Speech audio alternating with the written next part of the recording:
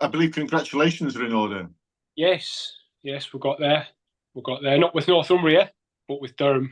Right, fantastic. And that I just wanted to just wish you well in this call and just congratulate you on a successful journey, and also just to see if we can use some of the ask you some questions if that's okay, and just see if we can use some of it as testimonial for others in the future. How would that be for you? Yeah, of Yeah. course. Fantastic, brilliant. So, Jamie, tell me a little bit about how you're feeling now that you've succeeded. Everything's done, dusted, sorted. Have you got a start date yet? I nearly hit the floor in B&Q on Tuesday morning. Hmm. They said so. My interview was Monday morning, Yeah. which is good. The Northumbria one was late in the afternoon, and God, that made for a hellishly long day. But this one was 9:30, and they said it'll be about a week before I tell you. We're interviewing all week, so um, it'll be a week or so. Fine, no problem. So I was walking into B&Q at about 10 o'clock to pick something up, and something just made me look at my email. Yeah. Oh, so I wasn't expecting to see it. So I nearly hit the floor in B&Q. If anybody was watching, they've been wondering what was going on. So I scurried out, straight back out, and started making phone calls to wife, mum, etc. So absolutely elated, especially after the disappointment with Northumbria. Mm. But yeah, just so pleased. I mean, I've worked very hard on it. I've really worked hard on it. Yeah. So happy, so happy. Fantastic, brilliant. What a great feeling that must have been for you. I know what that feeling's like because I experienced it years ago, and then you experience it over and over again with things like promotion to sergeant, promotion to inspector, getting a specialist position. But I think that the biggest one is when you actually get that call or the email. It was a letter back then for me, but you get that letter or the call or the email that says you're in, you've passed. Welcome to the constabulary. What a great feeling that is. It's fantastic. So it feels good. Durham feels good. It feels like a better match, to be honest, than Northumbria. And I'm not just saying that because of how it panned out. Yeah. It feels good. That I get a good feeling from dealing with their HR people are great. I had a Brilliant. query today, and they were straight back within an hour. Yep, no problem, fine. So yeah, I'm very, very happy, and so glad to have, because it was career change, obviously for me, not Mhm. career start. It was a big career change. Yeah. So glad to have realised it. So glad. I don't have to go back to management and organisation now. That's just fantastic. Yeah. Yeah, Brilliant. which is what I really. Because I know that was your dream to have, to have that change of career and do something that has more value and meaning. That's essentially it, and that's what I said to them in the interview. Mm. One of the reasons, why do you want to do this? See, that was part of my reasoning. I want to look back when I retire and feel like I did something that was genuinely worthwhile. Yeah. Running a business and working for a bottom line, and we all need an income. That's great, it's fine. But I was struggling for meaning and value in it. Mm. So that's what I want. I want to feel like I've done something worthwhile and made a contribution. Awesome. That's brilliant. And that that sort of authenticity will have meant so much in the interview. And them saying, "Oh, it'll be a week. We're interviewing all week. We'll let you know after a week." And you got the message the next day. What that tells me is that there was no doubt in their mind. It's Yeah, like, no, we might as well just tell him now because whatever happens in the rest of the week, he's in. yeah. He's in. So Jamie, your scores must have been really good. Must have been a brilliant interview because if there was any danger of other people being better than you, then they would have waited until the end of the week and gone through the sort of final sort of right. Well, we've only got 20 places, Mhm. and we've interviewed 50, and 25 have passed. 5 have got to go. Yeah, That's what happens. That's the brutality of it. But if you're in the upper quartile, which is what we always aim for, the top quarter of scores, then you're going to get that call next day, and you've got the call next day. So that just tells me that your interview must have been awesome.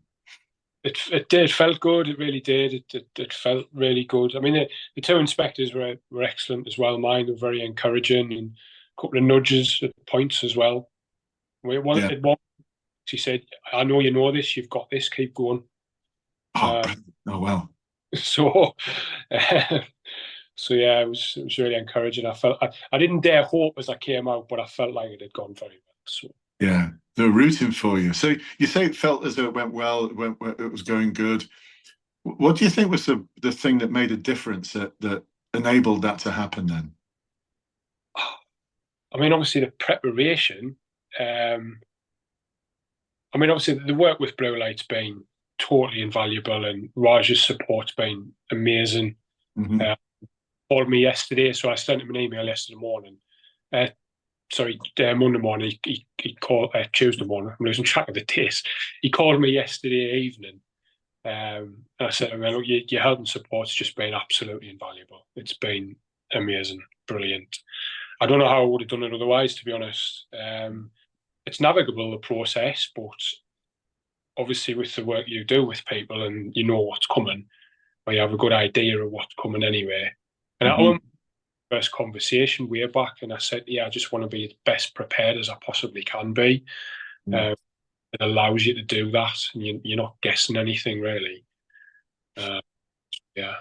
And you put the work in, and it happened. It happened. Brilliant. So it's. I talk often about one thing. What would you say the one thing was that made the biggest difference then? I mean, I know a lot of things will have made a difference, but what would you say the one thing that we did with you was the thing that made the biggest difference? It's the one-to-ones, the Mm-hmm. one-to-one. The online stuff's great. It's brilliant for breadth and background, but I think you've got to look at it in two parts, really. So you do that for a better understanding about the role and Yeah. about you're working towards. But then obviously with the one-to-ones, you're really narrowing down on what you need to focus on. So the coaching side's fantastic. Brilliant. So I really appreciate the second round of coaching after me non-success with Northumbria. Oh, we're not going to let you go. We're not going to sort of let you go like that. Our aim, as we talked about initially, is to get you through the process. And we just couldn't understand how you didn't get through the with Northumbria. We're just like, how did that happen?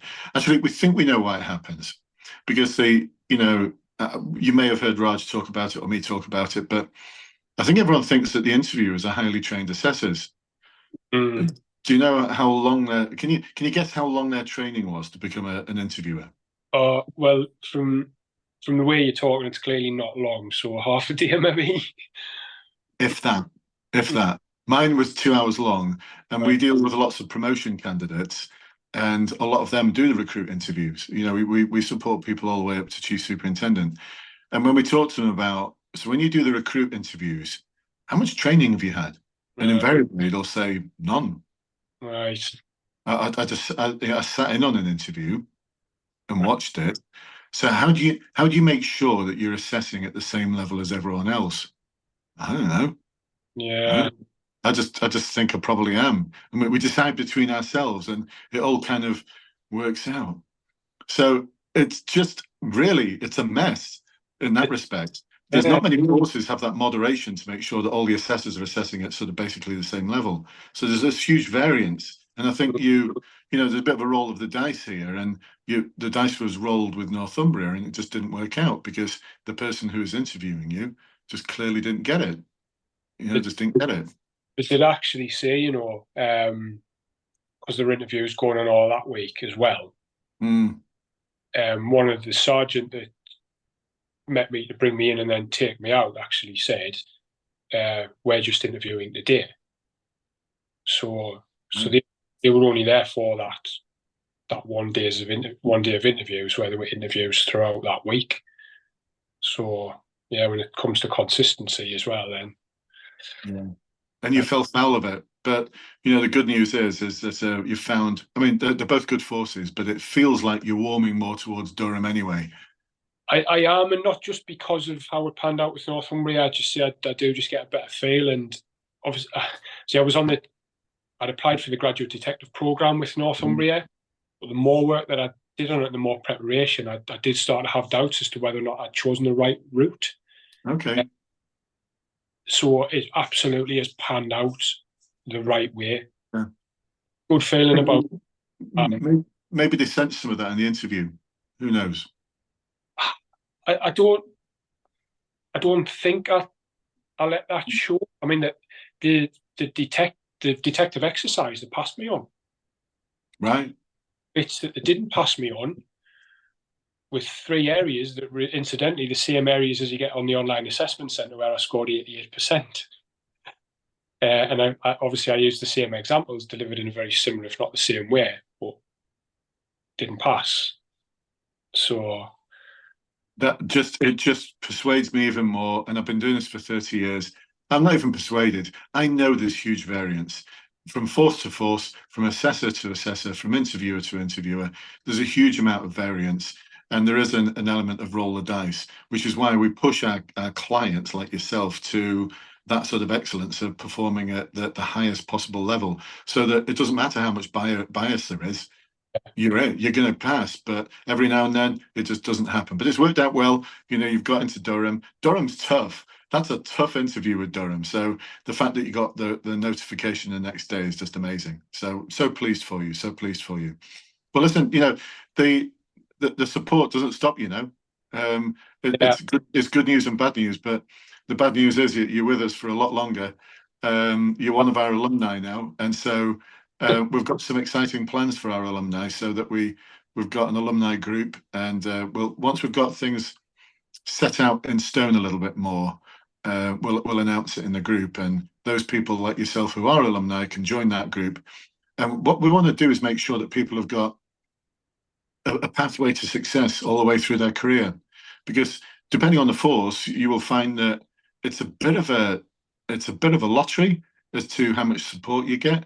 There's 1 or 2 forces that are the exception to this, but for most forces, it's your development is down to yourself, or you may have a really good inspector or sergeant who's taken it upon themselves to develop you. People like Raj, Andrea, Catherine, myself, Jane. We were those people whilst we were in service. But I can share with you now, we were rarities. There's not many people like us. So most of our clients don't get that, and we just feel as though it's not that they're being let down, but we feel as though they could be supported more to have this most awesome, amazing career, and to plan it out better, because a lot of people leave the planning for their career to the last minute, and then it's too late. So the bad news is you're stuck with us for all of that, and the good news is, hey, you're stuck with us for all of that. I'm happy with that, absolutely. I mean, Raj has been dead encouraging, because Raj was saying, when you get in, you should be thinking about promotion. Yeah. But my plans to get in, find my feet, get established, and then go from there. I started revising for my sergeant's exam straight after my initial training. Did you? And I came out with probation with 2 years servicing. With 2 years service and 1 month, I did my sergeant's exam. Right. Okay. And I came 48th in the country. Right. So it's there. Everything's there to play for. Yeah. And I parked it because I was only 23 at the time, and I thought I don't really want to become a sergeant yet, but there's plenty of things for me to do. So I went to Bermuda, became a detective there, worked in their special branch, did a load of cool stuff. And as soon as I came back from Bermuda, within 2 months, I was an acting sergeant. So I deliberately put it off. But for you, you've got a lot more life experience, managerial experience, people experience. There's no reason why you shouldn't be getting your sergeant's exam under your belt, and I'd be putting yourself forward for an acting position straight away, and developing those skills throughout your first couple of years. And that's what that alumni will be there to do, to help you develop those skills, so that when you are putting in for your exam and you are putting in for that acting position that will lead to a permanent position, you're going to hit the ground running. So that will be there for you. That'll be there for you. Oh, absolutely. A lot to look forward to. And if anyone's watching this and they're thinking, that sounds amazing, it's only for our alumni, no one else. It's going to be strictly for our alumni, So, I'm so pleased for you. And the other thing to say is, Jamie, is if there's ever a time when you're thinking, I've got some advice from you know, you're going to face some conundrums and whilst you're in the police, no doubt you'll face some conundrums. Some of them will be ethical conundrums, and you may be thinking, I'm not quite sure who to turn to. I've got advice from this person, this person, this person, but I'm still not sure. Give us a call. Okay. We'll be there for you. Yeah, Raj, myself, Andrea, Catherine, Jane, any of the team. There's new people coming on the team as well. They're all awesome. They all share something in common, is that they've got the code of ethics in their DNA. They're people, very wise people. I'm really careful about who I choose to be on the coaching team, and as a result of that, we've got some of the giants of policing on our team. The likes of Raj, you know, I've known Raj for over a decade, and I knew over a decade ago, I kept thinking, when he retires. He's really good, brilliant. Yeah, So, we've got amazing people. Or supportive. Yeah. Yeah, amazing people and very supportive, and they will always continue to be. So if you're ever at that time, Jamie, just get in touch with us. Get in touch. So let's just round off if we can, because I'm going to have to get back to my little boy. Yeah. It's a Thursday evening. I'm very grateful for your time, and I know he's going to be. I've got to cook him his dinner. So let's just think. So if there was someone like just sitting on the fence, and they've come into the Facebook group, the Bluelight Facebook group. They've seen this amazing community of people, and they keep hearing about this academy thing, and they've got their recruitment process coming up. What's the one piece of advice you would give them if you could speak to them and get inside their heart? What would you say to them? Just do it. Make the investment. You could try and navigate it. But for me, when the help and support's out there and you're serious about the career and the role, make the investment in it and do it, because it'll work out for you. You know, and I mean, for example, that sergeant in Northumbria that showed me out, he obviously knew in his mind I hadn't passed. Yeah. And he went, "Oh, it took me 4 attempts to get in, you know." Okay. Right. So why take 4 when you could take 1, 2 with the support? And it should have been 1 for you. So, yeah. It should have been 1.